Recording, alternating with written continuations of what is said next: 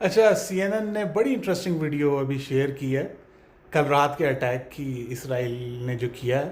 Mossad کے agents دیور already وہاں پہ پہلے سے موجود تھے ایران میں، سارا ویپن وغیرہ اپنا اسمگل کر کے اندر لے کر گئے ہوئے تھے.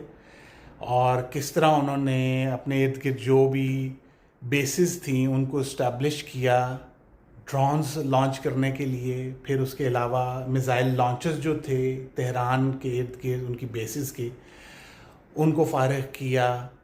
اسٹرائکنگ سسٹم جو تھا ان کا، جو وہ ساتھ لے کر گئے ہوئے تھے اسرائیل سے، اس کو وہاں پر ڈپلوائے کیا.